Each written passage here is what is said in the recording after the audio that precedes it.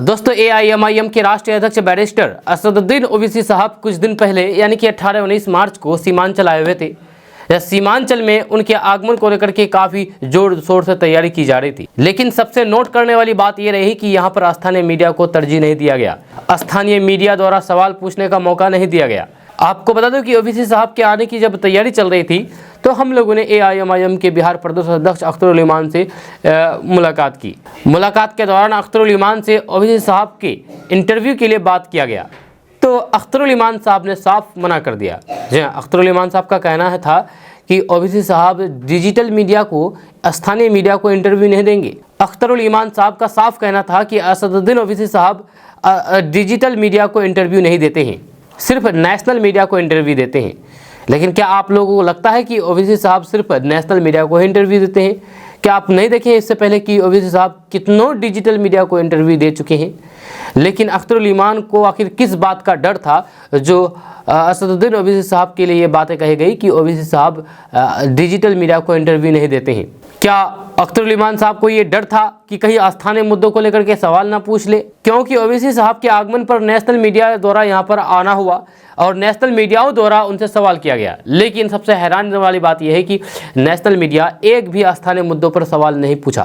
जी हाँ, national media द्वारा एक भी स्थानीय मुद्दों पर सवाल नहीं पूछा गया। ओवैसी साहब सीमांचल आए थे सीमांचल के मुद्दों को लेकर के बात रखने के लिए, लेकिन सीमांचल के मुद्दों को लेकर के उनसे एक भी सवाल नहीं पूछा गया।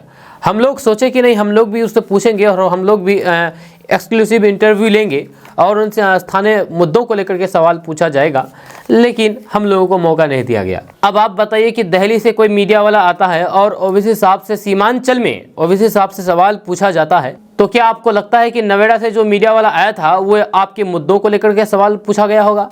बिल्कुल भी नहीं। जी हाँ, मैं खुद उस वक्त वहाँ पर मौजूद था जिस वक्त मीडिया को बाइट दिया जा रहा था ओवैसी साहब के द्वारा, और वहाँ पर सिर्फ नेशनल मुद्दों को लेकर के सवाल पूछा गया, स्थानीय मुद्दों को लेकर एक भी सवाल पूछा नहीं गया।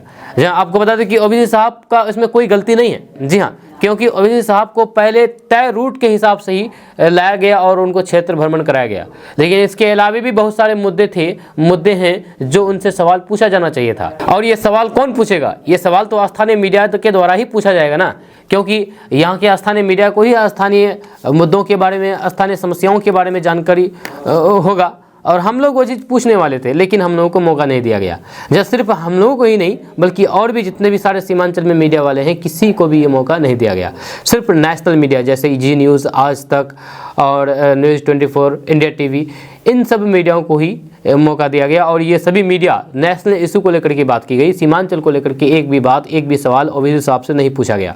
तो मैं यही कहना चाहता हूं कि ओवैसी साहब आए सीमांचल में सीमांचल की बात करने के लिए, लेकिन यहाँ पर आए और नेशनल इशू पर बात करके चलते बने। यहाँ के लोगों की हालात क्या है, यहाँ पर किस चीज़ की समस्या है और कौन चीज़ यहाँ पर डेवलप होनी चाहिए थी, इन पर कोई भी बात नहीं की गई। यहाँ पर उन्हीं मुद्दों पर बात की गई जो कार्यक्रम में तय था, जैसे खारी पुल, रसेली पुल और भरबड़ी खरखड़ी पुल। उनके अलावा भी बहुत सारे मुद्दे हैं जो ओवैसी साहब सरकार से सवाल पूछ सकते थे, बिहार सरकार से, क्योंकि सीमांचल में विपक्षी पार्टी की तरफ नजर डाला जाए तो यहाँ पर बीजेपी विपक्षी पार्टी नहीं है, यहाँ पर एआईएमआईएम विपक्षी पार्टी है और विपक्ष का काम होता है सवाल पूछना। लेकिन ओवैसी साहब उन्हीं सवालों के बारे में बात की जो सवाल उनके कार्यक्रम में तय था, जहाँ उनके कार्यक्रम में मौजूद था। अब सवाल यह है कि आखिर ये सब मुद्दों को उठाएगा कौन? यहाँ पर बीजेपी तो विपक्ष में है नहीं, क्योंकि सीमांचल में बीजेपी 0-निल है। जहाँ उनसे तो कोई उम्मीद ही नहीं रख सकते हैं कि यहाँ पर वे कुछ स्थानीय लोगों के मुद्दे सरकार के समक्ष रख सकते हैं और सरकार तक अपनी बात पहुँचा सकते हैं। दोस्तों ये अपडेट बस यहाँ तक। इसके बारे में अगर आप कुछ कहना चाहते हैं तो नीचे कमेंट बॉक्स में कमेंट करके जरूर बता सकते हैं। तो चलिए मिलते हैं फिर नेक्स्ट वीडियो के साथ, तब तक के लिए जय हिंद, जय भारत।